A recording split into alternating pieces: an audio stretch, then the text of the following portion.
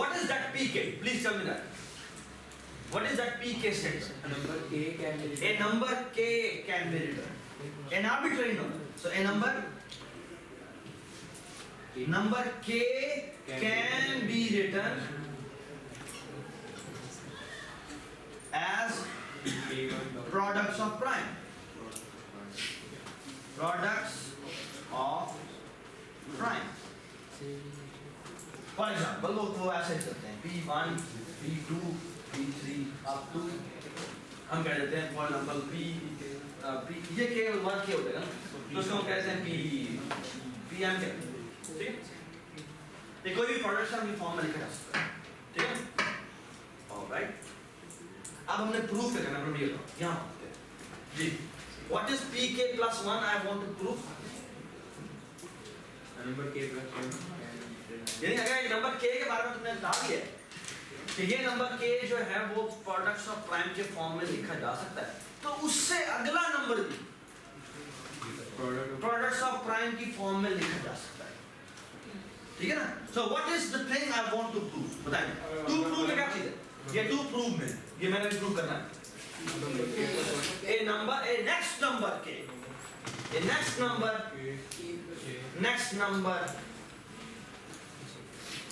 k plus 1 can also be written as the products of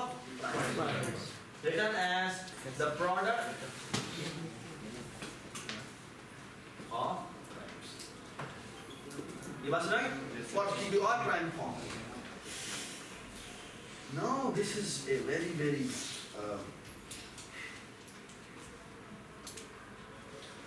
I mean k plus 1 का क्या k से कोई ताल्लुक हो सकता है प्राइम फैक्टराइजेशन? शायद नहीं, यकीनन नहीं. क्यों? मैं एक नंबर कहता हूँ, for example 44 is 2 multiplied by 2 multiplied by 11, ठीक? और अब मैंने प्रूव करना है कि 45 की प्राइम फैक्टराइजेशन क्या होती है. 45 मिनट क्या होती है? 44 के बाद में क्या कहा? 44 is 2 multiplied by 2 multiplied by. What is 45? 45 के बाद में क्या होती है? 3 into 5 3 into 3 into 5. इसकी प्राइम फैक्टराइजेशन से प्राइम फैक्टर में कोई ताल्लुक ही नहीं, कोई ताल्लुक नहीं. Now this is very strange claim. अगर आप गिवन के k की इंफॉर्मेशन तुम्हें मिली भी है, उससे k plus 1 पे कैसे पहुंचेंगे इसका तो कोई ताल्लुक ही नहीं. हमें नहीं पता. k से k plus 1 पे पहुंचना seems like an impossible task because this has nothing to do with this. इस इंफॉर्मेशन से हमें कुछ फायदा नहीं हुआ, कुछ भी फायदा नहीं. इस आपको बात समझ? Okay, let me go back. ये जो मैंने हाइपोथेसिस लिखा है, ये मैंने लिखा था हाइपोथेसिस वीक इंडक्शन का. ओके, कौन सी इंडक्शन का? अगर मैं कहूँ आपको कि इस हाइपोथेसिस को चेंज करके स्ट्रॉन्ग इंडक्शन की फॉर्म में लिखो, अब इसका क्या मतलब है बताएं जी. सर एक क्वेश्चन है कि आपने जो कहा था कि pk को हमें करना है pk plus 1 पे, तो 44 आपने नंबर गैस किया, तो 45 एक नेक्स्ट नंबर आया, तो वो भी तो प्राइम ही है ना, उसकी भी तो प्राइम मल्टीप्लिकेशन तो प्रूव होता है. ये कंडीशन pk plus 1 वो हमें प्रूव करने की उसकी भी प्राइम फैक्टराइजेशन होगी. बट आपने अभी लिखा तो है 3 into 3 into 5 ये. हाँ, लेकिन मैं ये तो मैंने एक ऐसे एग्जांपल नहीं लिखी है ना. आपको ये नंबर बिलियन होता तो मैं उसे कैसे निकालता? ये सवाल है. 45 तो मैं लिख दिया है, लेकिन मैं कहना चाह रहा हूँ इन जनरल कि एक नंबर है बहुत बड़ा k और वो 100 डिजिट लॉन्ग नंबर, उससे अगला नंबर की भी मैं प्राइम फैक्टराइजेशन निकाल सकता हूँ. ये मुझे नहीं पता, और कैसे निकालूंगा मुझे नहीं पता. जब बात समझ? ठीक, ऑलराइट. वापस आते हैं. ये स्टेटमेंट लिखी हुई, a number k can be written as the products of prime. every number up to k. जबरदस्त. इसको हम जब स्ट्रॉन्ग इंडक्शन में कन्वर्ट करते हैं, स्ट्रॉन्ग इंडक्शन की हाइपोथेसिस की फॉर्म में लिखते हैं, तो इसका मतलब ये है a number k नहीं, हम लिखेंगे every number up to k can be written as a product of prime. ये बात सुना है? So every number up to k, ठीक है? Where of course k belongs to, for example, 2, 3, 4 up to k. Make sense? ठीक है ना? इसे बात सुना? एक k तक जितने भी नंबर हैं उन सबको मैं उसकी प्राइम फैक्टराइजेशन की फॉर्म में लिख सकता हूँ. अब बड़ी ही अब now the proof is kind of obvious. Why? कि अब मैंने k plus 1 के बारे में प्रूव करा है. यही प्रूव करा ना? कि k plus 1 को मैं प्राइम फैक्टर की फॉर्म में लिखता हूँ. Now look at this. Let me say that this k plus 1. So there could be two cases. So k plus 1 case 1. Either k plus 1 will be prime. Ji, do you all agree? कि या तो k plus 1 prime होगा.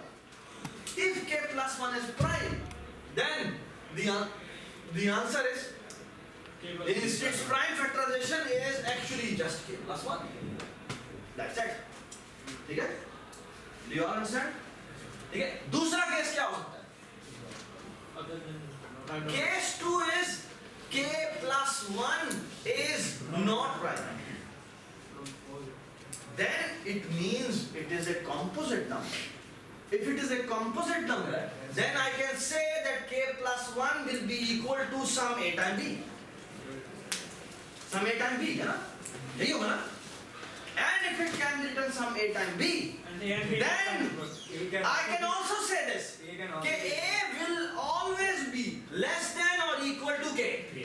And also b will be less than or equal to k. Hence, this a can be written as products of its prime.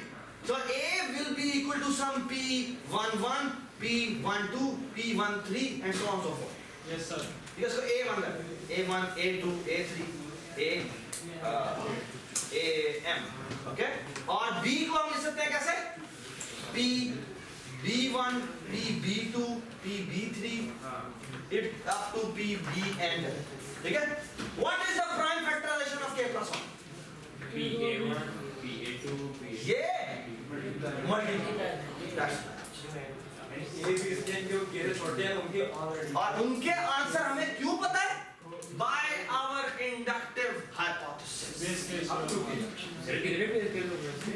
इसके basis कितना होगा? इसका एक ही देना 2. बस और कुछ नहीं. Our argument will still क्यों? 3 बचना. 3 क्या है? 3 good prime है. पहला केस में वो बच गया. ठीक है? दूसरा केस. अब बताओ. 4 is not a prime. So it will be 2 times.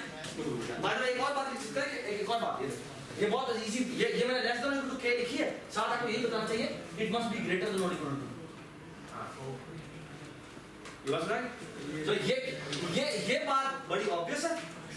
ये हमेशा एक यही मतलब है ना कि अगर किसका प्राइम अगर कोई नंबर जो है वो प्राइम नहीं है हाँ वो बेसिस हो गया वो क्या हो गया वो तो k अच्छा k plus 1 सो ये जो a b है ये a b जो है प्लीज यानी ना लिखो. इससे बहुत अच्छा किताब लिखा ये जो मैं तुम्हें आज बताने वाला हूं कौन सा से नोट्स है. ठीक है? Alright everybody understand? ठीक है? सो ये जो a b है ये 2 से ग्रेटर होंगे ऑफ कोर्स. 2 से इक्वल भी हो सकते हैं ग्रेटर भी हो सकते हैं और 2 के बारे में हम प्रूव कर चुके हैं. ठीक है? और अब 2k तक हमने अज्यूम किया. Does it make sense? ठीक है? तो a की अपनी प्राइम फैक्टराइजेशन होगी b की अपनी प्राइम फैक्टराइजेशन होगी. उन दोनों प्राइम फैक्टराइजेशन को हम मल्टीप्लाई करेंगे तो हमारा क्या आ जाएगा? हमारा k plus 1 आ जाएगा which is the prime factorization of k plus 1. assume वाली बात करें हमने assume किया था या उसने बताया किसने बताया?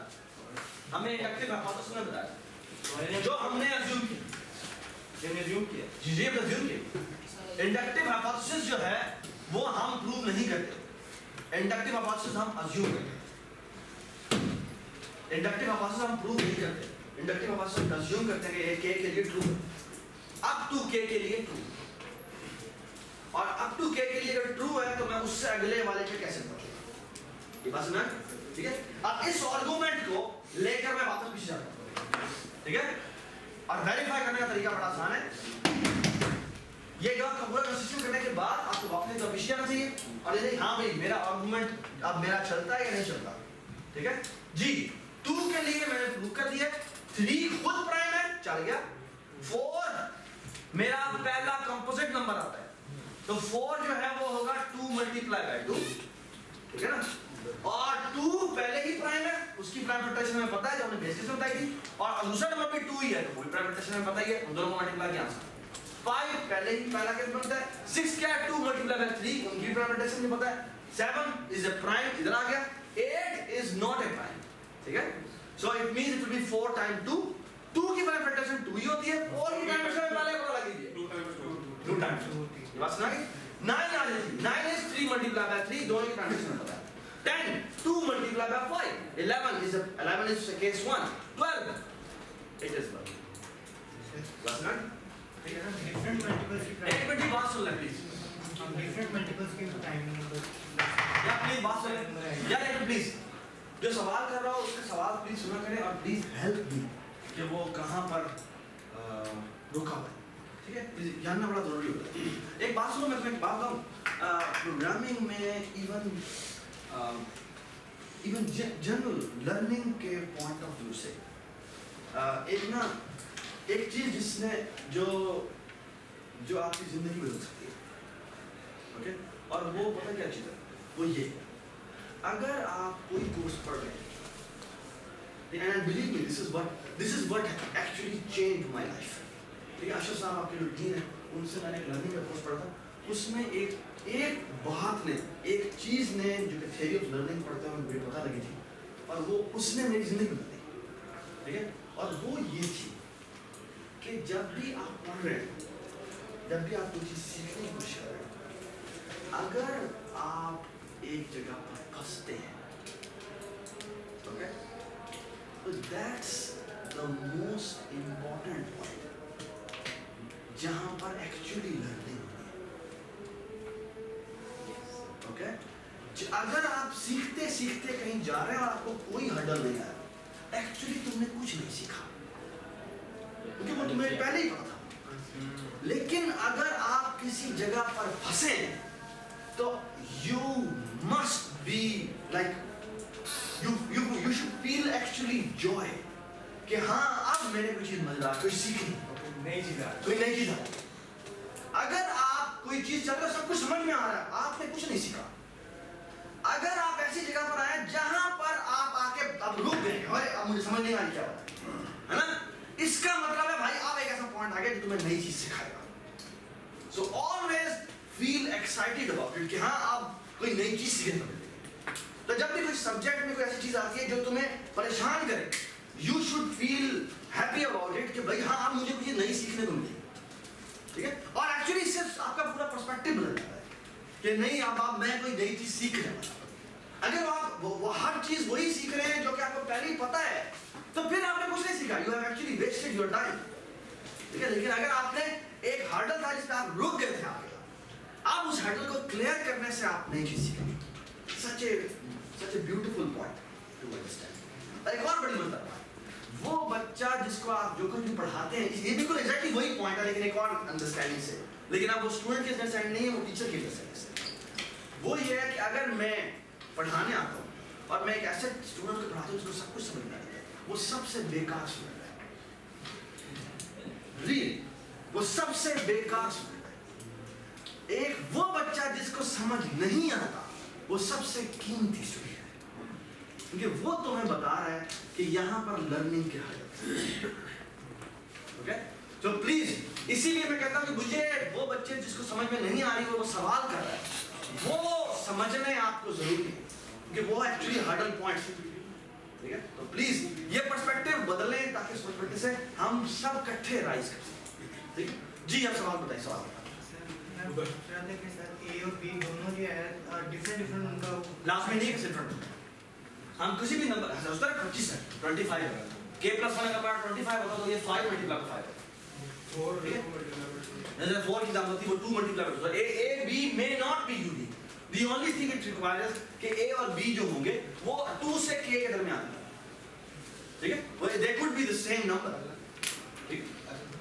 जी वो प्राइमरी और वो प्राइम हो सकता है, प्राइम भी हो, ए और बी खुद प्राइम भी हो सकते हैं, दैट्स फाइन, लेकिन अगर प्राइम होगा तो उसकी फैक्टराइजेशन वो खुद होगा, बात करो जी बताएं इंडक्शन हाइपोथेसिस यानी हम क्लेम से निकाल लेते हैं। क्या वाला बात था? इंडक्शन हाइपोथेसिस हम क्लेम से निकाल लेते हैं। इंडक्टिव हाइपोथेसिस जो है वो क्या होता है? हम क्लेम से निकाल लेते हैं। जो हमने प्रूव करना था उससे निकालते हैं। सर ये तो चीटिंग है, हम तो अपना काम बहुत आसान कर लेते हैं, नहीं ये तो बिल्कुल चीटिंग, लेकिन जुगाड़ है। लेकिन चीटिंग नहीं है। क्यों चीटिंग नहीं है? क्योंकि देखो इसका जो पहला स्टेप है, यानी हम तो यही बात कर रहे हैं और इतने ज्यादा स्ट्रॉन्ग वे में कह देते हैं तो एग्जैक्टली द थिंग इज के आप जो मजेदार की बात है ना, जो इंडक्शन प्रिंसिपल है, इंडक्शन प्रिंसिपल ही कहता है कि आप बेस केस प्रूव कर दें, ठीक है? और फिर आप कहते हैं कि भाई एक मैं जनरलाइज तरीका बता रहा हूं, और जनरलाइज तरीका ऐसे चलता है कि बेस स्टेप से अगले स्टेप पे कैसे पहुंचना है, ठीक है? और फिर उससे अगले स्टेप से उससे अगले स्टेप पे कैसे पहुंचना है, ठीक है? तो मैं जनरलाइज प्रोग्राम बनाऊंगा, ठीक है? जो जनरलाइज प्रूफ बनाऊंगा, प्रूफ ऐसे है कि मुझे अगर तुम k का सॉल्यूशन दे दो, अप टू k का सॉल्यूशन दे दो, तो मैं k + 1 कैसे निकालूं? And that k will be independent of any bound, ठीक है? ये बात सुना? And that's what make it, आपको मेरे ख्याल में ये चीज बहुत इजी समझ आएगी कि आप तो कंप्यूटर प्रोग्राम में करते ही हैं। जब आप जनरलाइज प्रोग्राम लिखते हैं तो आपको आप k की वैल्यू नहीं बताते, आप नहीं कहते कि मैं इस k फॉर लूप लगा रहा हूं 100 तक चलेगा, ना ना ना, आप फंक्शन लिखते हुए कहते हैं कि ये k तक चलेगा, k मुझे पैरामीटर में देगा। Yes sir. आप नहीं कहते कि मैं चीटिंग कर रहा हूं, आप कहते हैं जी मैं फंक्शन लिख रहा हूं बड़ा जनरलाइज, आप तो बड़े फखर से ऐसे कॉलर ऊपर करके कहते हैं कि जी मैं जनरलाइज कोड लिखी है ना? लेकिन यहां पर भी एग्जैक्टली वही काम है, ठीक है? Alright, and it makes sense कि जब मैं उस k की वैल्यू प्लग इन करूंगा तो वो वहां पहुंच जाएगा, ठीक है ना? सर हमने प्रूव करना है कि एवरी के लिए, और एवरी वाली बात हम यहाँ यही एक कर रहे हैं। मिनट एवरी के लिए हम क्या हम अपने एवरी को इसमें कन्वर्ट कर लेते हैं कि अप टू, एक मिनट यही बात ये तो है। हमने ये हमने अज्यूम दो, ये हमने अज्यूम किया है, ठीक है? ये बहुत इंपॉर्टेंट पॉइंट समझने वाला, ये आई थिंक ये काफी लोगों को तंग करता है कि ये मुझे आई मीन ये बात बिल्कुल ठीक है, हम लगे कि अंदर ये लगता है ऐसे कि जैसे ये स्क्रिप्ट की तरह चल रहा है, फार्मूला की तरह चल रहा है। यानी हमारी assumption ही यानी प्रूफ चीज है। नहीं अजम्पशन में मैं कह रहा हूं कि अप टू k तक के लिए मुझे अगर सॉल्यूशन मिल जाए तो मैं k + 1 कंस्ट्रक्ट कैसे करूंगा? ओके, अब बहुत विचार है कि अगर मैं कहता हूं कि देखो अब ये कहना क्या चाह रहा है, ये कहना ये इस तरह से चाह रहा है कि एक्चुअली जब तुम k की वैल्यू 50 कहते हो, तो k की वैल्यू 50 कहते हो, तो तुम कहना चाह रहे हो कि भाई अभी तक तुमने 49 को कंप्यूट नहीं किया, तो तुम क्या चल रहे मारोगे कि 50 कैसे कंप्यूट हो गया? बिल्कुल ठीक बात, लेकिन मैं ये कह सकता हूं, क्यों कह सकता हूं कि बेस केस मैंने प्रूव कर दिया था, और बेस केस के प्रूव करने की वजह से मैं 49 तक पहुंच चुका हूं। कैसे? 0 से मैंने यही स्टेप दोबारा चलाया, 0 से पहले वाला स्टेप चला, 0 से 1 पे पहुंचा, फिर 1 से 2 पे पहुंचा, फिर 2 से 3 पे पहुंचा, फिर 3 से 4 पे पहुंचा, और वो वहां 50 तक पहुंच जाएगा। ये बात सुनाई? तो प्रोग्रामिंग के पॉइंट ऑफ व्यू से तुम इसको इस तरह से समझो कि जब मैं k की वैल्यू एक पर्टिकुलर दूंगा तो उस k की पर्टिकुलर वैल्यू के लिए बेस केस से चलना शुरू होगा, बेस केस से वो एक स्टेप आगे लेगा, फिर वो दूसरा स्टेप आगे लेगा, फिर वो तीसरा स्टेप आगे, किस तरीके के थ्रू? इस तरीके से। ये बात सुनाई? और वो ऐसा से चलता चलता आपकी जो भी n की वैल्यू है उस तक वो पहुंच जाए। सो दैट्स मैथमेटिशियंस के लिए आई बिलीव ये अंडरस्टैंड करना बिल्कुल वैसा ही है जिस तरह भी हमने ने कहा था। ये तो बड़ी चीटिंग वाली बात है, लेकिन कंप्यूटर प्रोग्रामर के लिए ये समझना बिल्कुल आसान है, क्योंकि वो बचपन से ये काम कर रहा है कि जब कंप्यूटर प्रोग्राम लिखता है तो वो लिखता ही ऐसे है कि वो मुझे k की वैल्यू प्लग इन करेंगे, हम उसको वहां तक चला बेस के समाज चला, और बेस केस के लिए मैंने कंप्यूट किया था, ठीक है? आपको याद होगा आपने फिबोनाची का प्रोग्राम लिखा था, एक मिनट, आपने फिबोनाची का प्रोग्राम लिखा था, फिबोनाची का प्रोग्राम लिखते हुए जब आप एक फॉर लूप लिखते हैं तो सर ऊपर जो 2 वेरिएबल कंस्ट्रक्ट करते हैं वो क्या होता है? वो 0 केस होता है और 1 केस होता है, ठीक है ना? और फिर जब आपका लूप चलता है तो लूप एक्चुअली होता है हाँ जी मैं आप फिबोनाची 2 कंप्यूट कर रहा है, मैं आप फिबोनाची 3 कंप्यूट कर रहा हूं, एंड वो इस तरह चलता रहता है, और वो और जो भी n की वैल्यू होती है वहां तक वो पहुंच जाता है। That's that's exactly induction principal, जो पिछला पूरा का पूरा वो गिराता गिराता जी बताए सर अगर मैं रिवर्स रिडक्शन प्रूव करती हूँ, रिवर्स इंडक्शन कि मैं कहता हूँ k+1 प्राइम है तो उसके पीछे वाला सारा प्राइम है। जी जी जी जी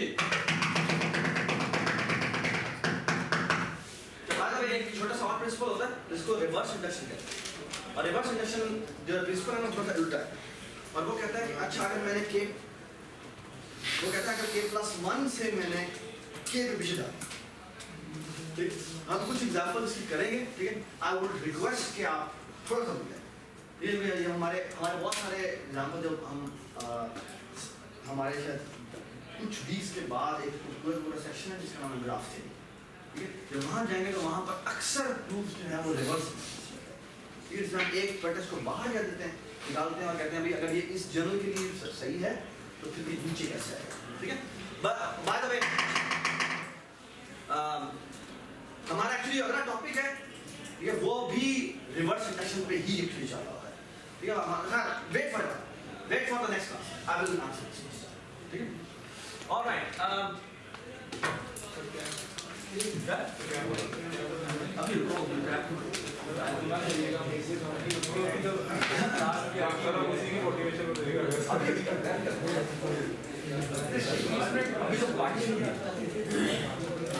alright, tiling problem, let me tell you आपके पास एक 2/n क्रॉस 2/n का फ्लोर, ओके, आपके पास 2/n क्रॉस 2/n का floor, okay, 2/n cross 2/n का फ्लोर है, ठीक है। और आपके पास ना एक इस तरह पहले टाइल दी थी, एक हॉरिजॉन्टल टाइल थी और वर्टिकल टाइल थी, इस तरह आपके पास अब टाइल है, लेकिन टाइल इस तरह, ओके, इस तरह की टाइल है, 2 मिनट इस तरह की tile for n for all n greater than or equal to, okay, all right,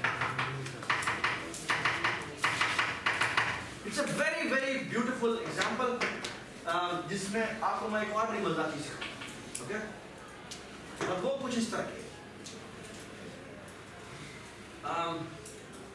आपको पता है सवाल क्या दिया गया, सवाल ये दिया गया कि आपने टाइलिंग करनी है, क्या करनी है, टाइलिंग करनी है। अच्छा, टाइलिंग करते हुए आपका जो फ्लोर है वो ये कौन सा फ्लोर है, ये फ्लोर, ठीक। अच्छा, फ्लोर करते हुए आपको इस तरह की बहुत सारी टाइल, इस तरह की बहुत सारी टाइल, ठीक है। और वो कहता है कि for n greater than or equal to n greater than or equal to 1 आप अपने फ्लोर को टाइल कर सकते हैं सिर्फ और सिर्फ टॉप राइट कॉर्नर, उसको आप भूल जाए, सिर्फ वो टाइल नहीं होगा, बाकी सारा का सारा टाइल उसका। तो for every n greater than or equal to 1, for every n greater than or equal to 1, जल्दी उस वर्ग को छोड़ देना होगा, हाँ, टॉप राइट कॉर्नर को छोड़ दे, बाकी सारा का सारा टाइल उसका, ये समझ में, ये ना वैसे नहीं होनी चाहिए, ठीक है जी। प्रूव करते हैं, ठीक है, प्रूव किया, base case n is equal to 1, n is equal to 1 अगर हम लें तो हमारा जो है वो बॉक्स ये बना, हमारा फ्लोर अगर ऐसा हुआ तो उसे डाल कैसे करेंगे, वेरी वेरी सिंपल, यहाँ पे जाके रखा, देखो भाई एक बच्चे के लिए एक बच्चे तो क्या करेंगे, ये बिल्कुल बचेगा, ठीक है। आगे आते जी, अब हम अज्यूम करते हैं हमारा if it is inductive hypothesis, एक मिनट, ये समझ में आ गया, आ जाए। हम हमने प्रूव करना है कि ये लेट अस अज्यूम कि 2 to the power k cross 2 to the power k, so I will say कि let us say कि this is true for k, ठीक है ना, it is true for k, it is true for k, is this a complete hypothesis? No. What does I have to write, what is that it? कि I can what? I can tile a 2K cross 2K floor in the following fashion, which means कि अगर मैं आपको floor दे दूं जिसकी ये dimension है वो 2 to the power k और ये जो डायमेंशन है ये भी 2 to the power k, तो I don't know कि ये कितनी रोज बनती हैं, I don't care, but the only thing is कि this part will be empty, this part will be बराबर होना चाहिए, हाँ बराबर होना चाहिए वो दोनों हाँ रोज और कॉलम, ठीक है, सिर्फ ये कॉलम रह ये वाला रह जाएगा बॉक्स और बाकी सारा का सारा आपका फ्लोर परफेक्ट आ जाएगा. Do I need to prove this? No. That's what inductive hypothesis says to us. All right. What do we want to prove? Yeah. What do we want to prove? Pk plus 1 is true. What is Pk plus 1 is true? If we have 2 to the power k plus 1 times 2 to the power k plus 1 floor, then I can tile it in the following fashion. ये बात सुना? Let's try to draw this. पता है ये 2 to the power k plus 1 times 2 to the power k plus 1 कितना होता है? what होता है? कितना होता है? ये होता है 2 into 2 to the power k into 2 into 2 to the power k. ऐसे होता है? यही होगा ना? इस 2 को मैं ऐसे ला सकता हूँ? Yes sir. तो ये हो जाएगा 4 times 2 to the power k times 2 to the power k. Do you all agree? Yes sir. Do you all agree? Which means इस तस्वीर की अगर मैं इस चीज की अगर मैं तस्वीर बनाऊं तो तस्वीर ऐसे बना, ये आपके पास एक बॉक्स है जिसकी डायमेंशन क्या है, इसकी डायमेंशन ये डायमेंशन है, ये कितनी है 2 to the power k, ये डायमेंशन कितनी है 2 to the power, तो वो कह रहा है 4 आपके पास 2 to the power k by 2 to the power k के, ये सब बात समझ? All right, now look at this. इसको मुझे जब मैं टाइल करूंगा तो क्या मुझे टाइल करने की जरूरत है? No sir. वो मुझे इंडक्टिव हाइपोथेसिस बता देता है कि इसका आंसर क्या आएगा, ये आएगा, है ना? ये क्या बताएगा? इसका भी ये आएगा, Yes sir. इसका भी ये आएगा और इसका भी ये आएगा. भाईजान आप टाइल कर सकते हैं? एक मिनट, आपके पास कोई ऐसी टाइल नहीं है, आपको टाइल को ब्रेक करने की इजाजत नहीं है, तो आप ऐसे टाइल नहीं सकते एक टाइल का एक पोर्शन यहाँ पड़ा हुआ है, यहाँ पड़ा हुआ है, यहाँ पड़ा, आप टाइलिंग नहीं कर सकते. थोड़ा दूसरे तरीके से अरेंज कर सकते हैं. कैसे? सर फॉर एग्जांपल इस सर ये 2x2 का बनाते हैं तो यहाँ पे स्पेस खत्म क्लियर हो जाती है, 1 भी नहीं बचता. क्या? नहीं, वन कैसे नहीं बचता, वन तो बचेगा. उल्टा भी नहीं करना, इसी तरह उल्टा नहीं करना, उल्टा नहीं करना. हाँ टाइल उल्टा कर सकते हैं. टाइल तो सब बन जाता है, कंप्लीट हो जाता है. नहीं जाएगा.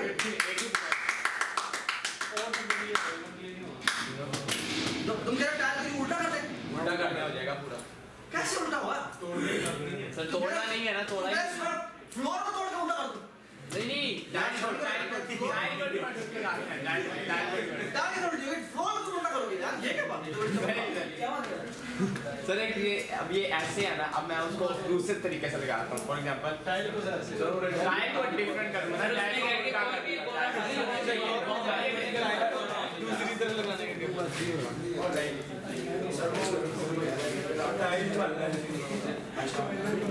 तो उससे क्या होगा? नहीं यहाँ पे नहीं ना, यहाँ पे ये बचा, यहाँ से बचा, यहाँ पे बचा, नहीं बचता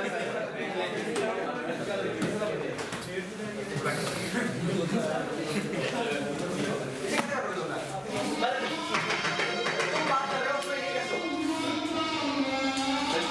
2x2 बन गया. तो 2x2 है ना, कैसे होगा? ये वाली एक कंडीशन है. तो उधर भी बच जाएगी, उधर भी बच जाएगी. और इस चीज का मामले एग्जांपल होगा 4x4 उसको दोबारा ऐसा हो नहीं सकता कि ना हो, क्योंकि वो 3 का मल्टीपल बनेगा, 3 का मल्टीपल